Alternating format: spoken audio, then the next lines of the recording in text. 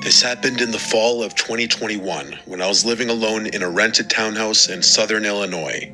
It was my first time ever living by myself, and even though I was technically an adult, 27, with a full-time job and a stable routine, I still had a lot of nerves about the idea. I'd just gone through a rough breakup, and I thought the silence and solitude might help me process everything. The townhouse was part of a small row of identical units, kind of plain but clean and quiet, tucked away in a sleepy cul-de-sac just off a rural highway. The neighborhood had that sterile suburban vibe. Lots of beige vinyl siding, trimmed hedges, wind chimes, and mailboxes with family names stenciled on them. Mostly older folk, but a few young families. I didn't know any of my neighbors well, but I liked it that way. I kept to myself. But almost right away, I noticed one person who stood out from the rest. He lived 3 doors down. A tall, heavy-set man, probably in his mid-40s, with a scruffy beard and a weird habit of standing outside his house at night, sometimes just pacing or smoking, sometimes doing nothing at all, just staring. I'd pull into my driveway after work around 9 or 10 p.m., and there he'd be, leaning against his porch rail or just standing at the edge of his driveway facing the street. He never waved, never smiled. He just stared. Even if I looked directly at him, I tried to ignore it. A couple of times I mentioned it to friends or my mom, and they said maybe he was just a night owl or had insomnia, but there was something unsettling about him, like he was always watching but never participating. It wasn't just that he was there, it was the stillness. He didn't fidget or check his phone or shift his weight. He just stood there like a statue. I told myself not to be paranoid, but the more time passed, the more that gnawing feeling in my gut grew. Then the noises started. It was around mid-September when I first heard it. I had just gotten home from work after a long shift. I worked late hours managing inventory at a distribution center, and I usually got in around 10:30 p.m., exhausted, grabbing a bite to eat, and crashing. That night, I fell asleep around midnight. At exactly 2:37 a.m., I woke up to a sound I can only describe as metal scraping against wood. At first, I thought I had dreamed it, but then I heard it again. A long, slow creaking noise, like an old gate opening. My bedroom was on the first floor, at the back of the unit, and I had a sliding glass door with vertical blinds that led to a small fenced-in backyard. I sat up in bed, heart racing, and listened. There was a pause. Then I heard footsteps, soft crunching sounds like someone walking slowly across gravel. My entire backyard was lined with decorative rock instead of grass, so you could hear every footstep clearly. These weren't animal sounds. I grabbed my phone and crept out of bed. I didn't have a weapon, just a dull kitchen knife I kept in my nightstand, just in case, which at the time felt kind of ridiculous. I crouched by the edge of the window and peeked through the blinds. I couldn't see anything. The motion light wasn't on, which meant either they were out of range or had come in a different way. I dialed 911. The dispatcher was calm, asked for my address, and told me officers were en route. I stayed crouched in the dark, barely breathing. About 10 minutes later, red and blue lights flickered through my front window. I got up, opened the door, and met the 2 officers outside. I explained everything, what I heard, what time it started. One of them walked around the back while the other stayed with me and asked a few questions. The officer in the yard came back and said the gate was closed and there were no signs of tampering, but said he'd write up a report just in case. They didn't see anyone. No footprints or damage. Basically no crime. One of them actually said, probably just a raccoon, and gave me a look that clearly said, "You're wasting our time." I didn't argue. They left after about 10 minutes. I didn't sleep the rest of that night. The next morning, I went outside to check the backyard myself. That's when I noticed something strange. There was a flat stone about the size of a paperback book, wedged under the bottom edge of the wooden fence gate. I hadn't noticed it before. The gate had a heavy spring that made it swing closed automatically, but the stone looked like it had been placed there specifically to stop it from closing all the way. It was subtle, like something someone would do if they wanted to come back later and slip in without making noise. I picked up the rock and tossed it across the yard. I called the police again and told them what I'd found. They told me they'd note it in the report, but again said there wasn't much they could do. I asked if they could talk to any of the neighbors or check for cameras. They said no, unless a crime was committed, they couldn't investigate. I felt like I was losing my mind. 2 nights later, it escalated. At exactly 2:14 a.m., I woke up again, this time to the sound of my back door handle turning. The handle rattled gently at first, like someone testing it, then a harder jiggle, like someone trying to open it. I sat up in bed, heart hammering. I couldn't see anything through the blinds, but I could feel someone standing on the other side. My mouth went dry. I picked up my phone with shaking hands and called the police again. While I waited, I crouched in the hallway out of view. I didn't have a gun or dog, just that stupid kitchen knife. My motion light clicked on, and through a tiny gap in the blinds, I saw a shadow move across the window. It was a man. He didn't run or try to hide. He just stood there. The same 2 officers showed up again. This time, they actually found footprints in the gravel, big ones, heading right up to the door. But again, they said since no entry had been made, there wasn't enough to go on. They promised to patrol the area more often and told me to keep my doors locked. The next day, I installed a camera. It was one of those mid-range Wi-Fi security cams. I set one up above the back door and another above the front porch. That night, I didn't go to bed. I sat in the living room with the lights off, watching the live feed on my phone. 2:14 a.m. came and went. Nothing happened. Then, at 2:23, the back camera triggered. A man stepped into frame. He walked in through the gate like he knew exactly how to move to avoid the motion sensor until the last second.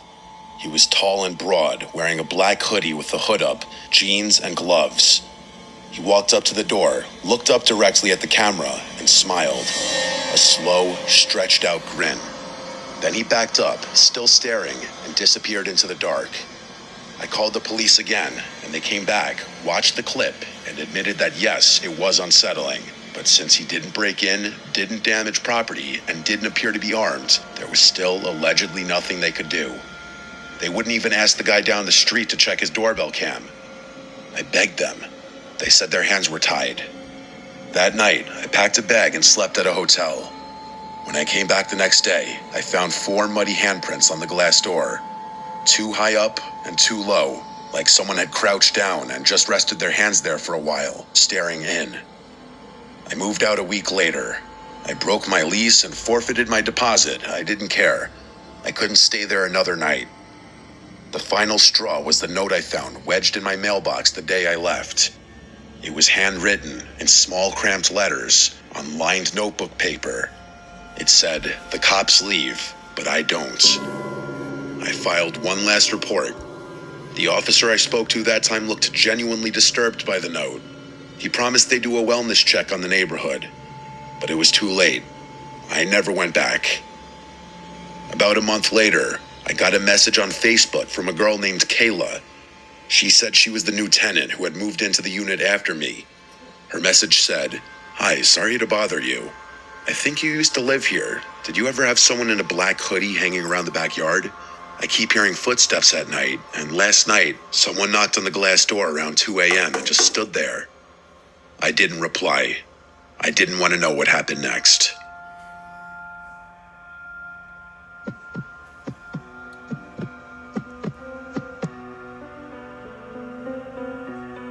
I work for a property preservation company. Basically, we handle foreclosed homes, securing them, cleaning them out, winterizing them, sometimes even boarding them up if there's been vandalism. It's not glamorous work, but it pays well, and for the most part, it's quiet. You spend a lot of time alone in houses that used to belong to people who are long gone. Sometimes it's sad, sometimes it's just boring, but every once in a while, you get a house that feels unsettling. This happened in 2020 when I was assigned to clear out a property in a rural part of upstate New York. It was one of those dying places, only one gas station, half the businesses shuttered, roads cracked and overgrown. The house itself was a small, one-story place off a dirt road, surrounded by overgrown brush and woods on 3 sides.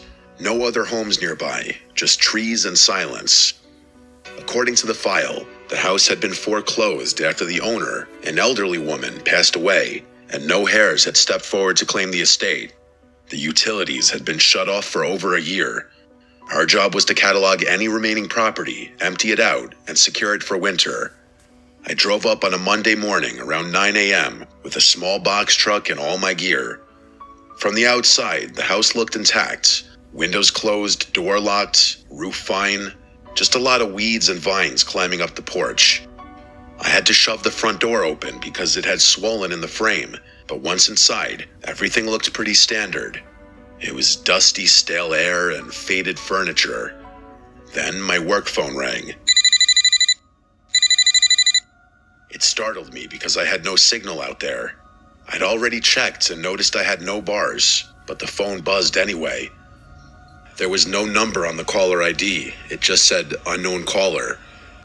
I answered, and there was nothing. Just a low crackling sound, like static. I said hello twice, then hung up. Chalked it up to a glitch. I got to work. I always start with photos, documenting every room, every item. The living room was cluttered with old furniture, lace curtains, some framed paintings. It reminded me of my grandma's house. Heavy furniture, doilies, porcelain figures. The hallway had a smell. Not rot, more like mildew and dust, and something faintly metallic. There were 3 bedrooms. One had been stripped bare except for a sagging mattress on the floor. Another was clearly a sewing room, with thread spools everywhere and a dusty machine on the desk. I took a closer look, and there was a corkboard filled with old newspaper clippings. They were mostly obituaries. Dozens of them, all clipped out with scissors and pinned carefully to the board. No names I recognized, all local. I moved on. In the master bedroom, there was a rotary phone on the nightstand. I remember stopping and staring at it for a second because I hadn't seen one in years.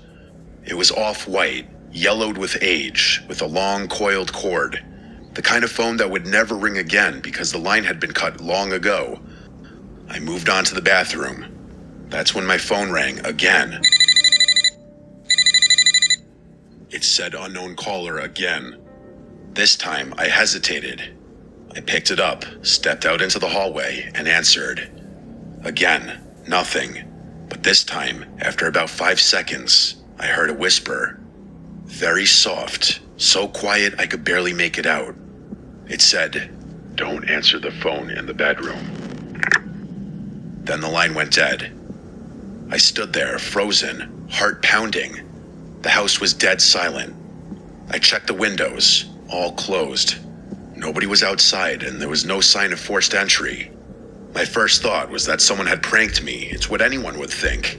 Maybe one of the other crew guys was messing with me, but no one else knew I was there that early. And again, I had no signal. I checked my phone.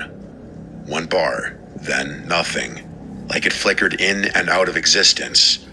I tried calling my supervisor, but the call failed.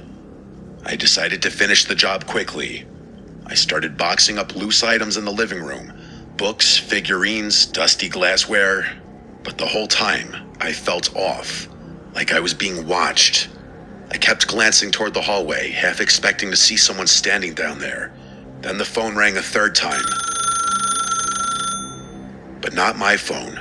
The rotary phone in the bedroom. I heard it from across the house. A shrill, mechanical ring that echoed through the rooms. That phone should have been dead. The line was disconnected. No dial tone and no service. But yet it rang, like an old-fashioned bell. I walked slowly down the hallway toward the bedroom, phone still in my hand.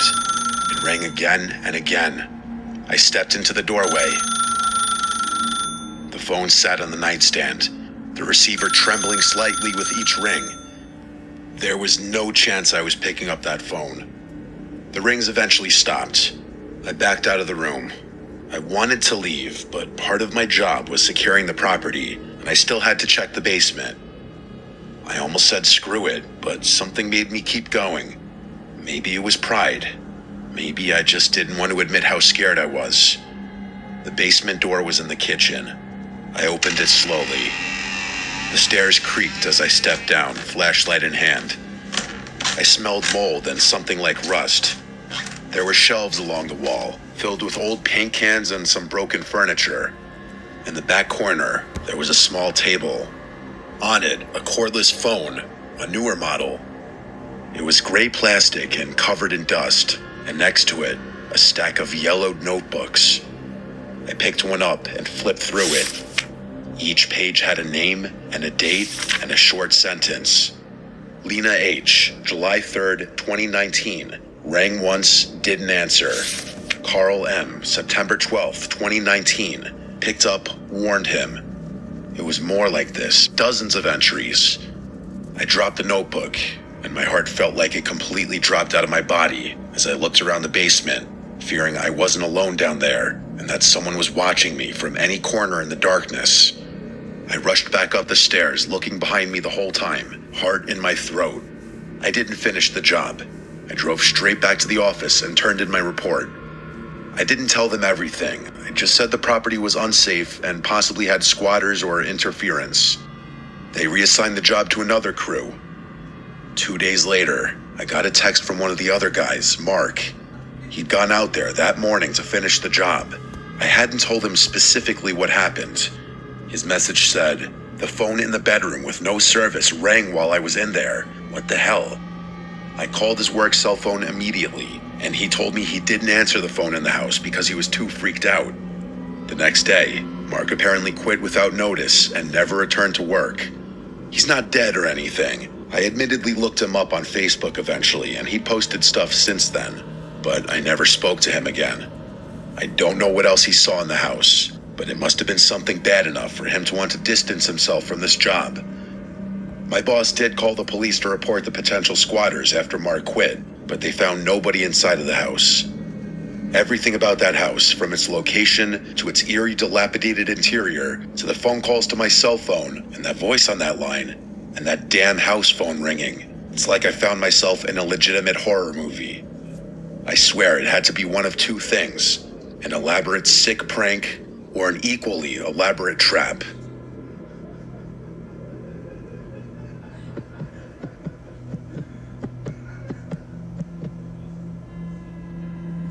This happened in 2019. I was in my late 20s, living alone in a rental house in a quiet neighborhood on the edge of town. It wasn't a fancy place, just an older one-story house with creaky floors, thin walls, and a small backyard. But it was cheap, and it came with a basement, which I used to store extra furniture and tools and stuff. I moved in that spring, and for the first few months, nothing strange happened.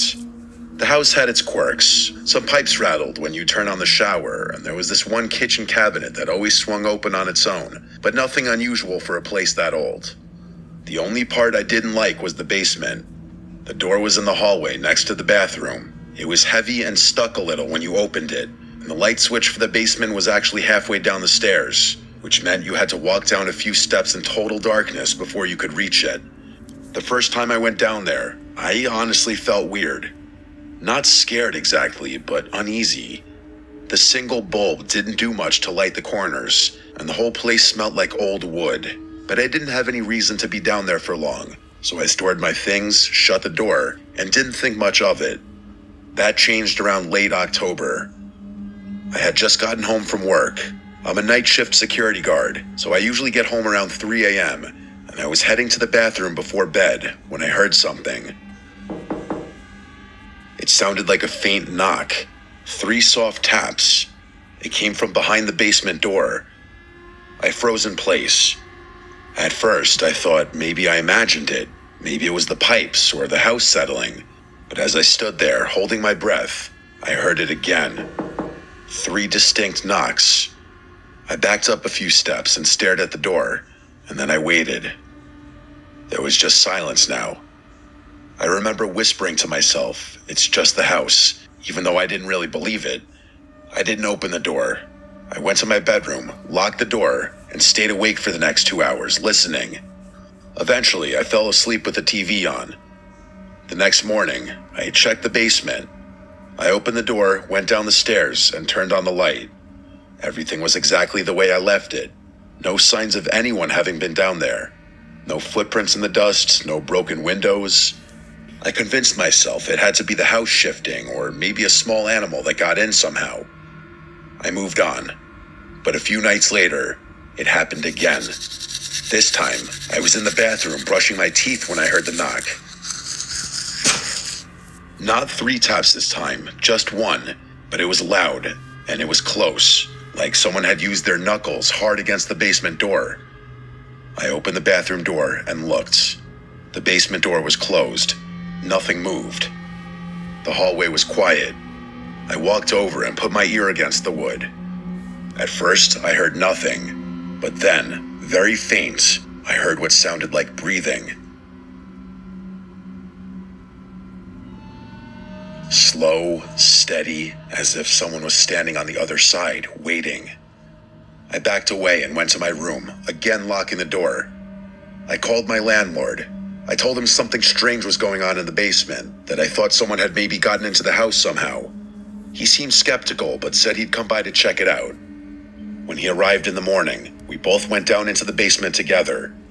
He looked around, checked the windows, the walls, even the foundation. Nothing was damaged or broken. No signs of a break-in or animals.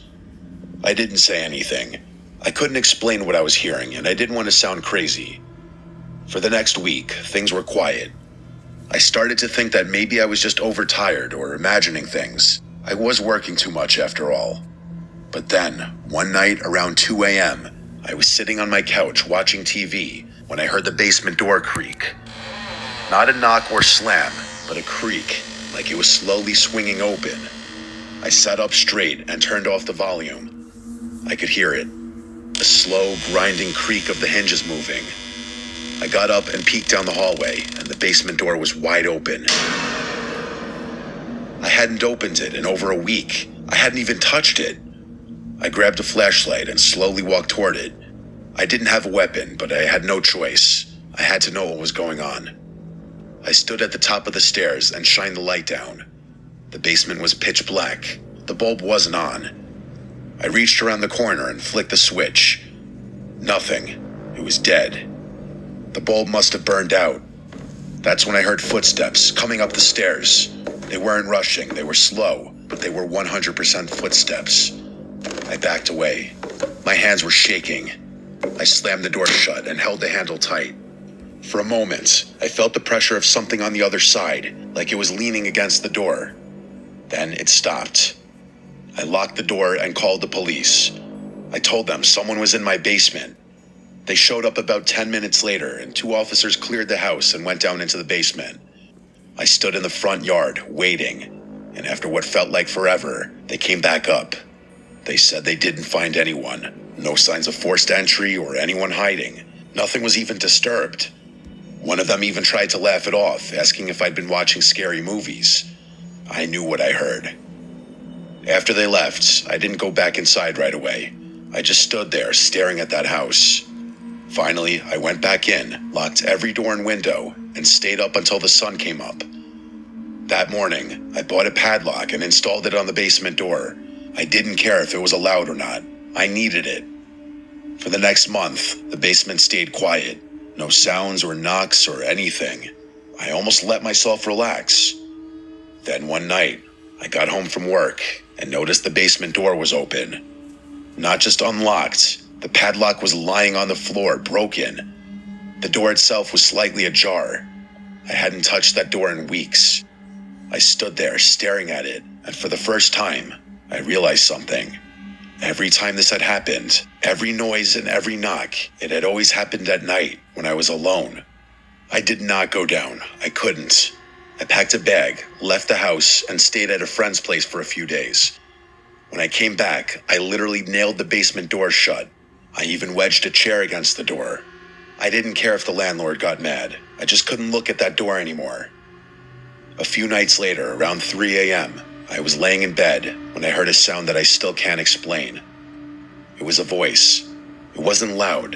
It wasn't even someone speaking, like the barely audible sound of a rumble of someone's vocal cords. It came from somewhere beneath the floorboards, directly under my bed. That was it. I called the police again. They showed up, did their search, and nothing turned up again. So I packed everything, minus the stuff in the basement, and I left. I didn't even wait for the lease to end. I don't know what was in that basement. I don't want to know. All I can say is that sometimes when I lie awake at night in my new apartment, I think about all this, and I wonder if I'd waited just a little longer, what would have come up those steps?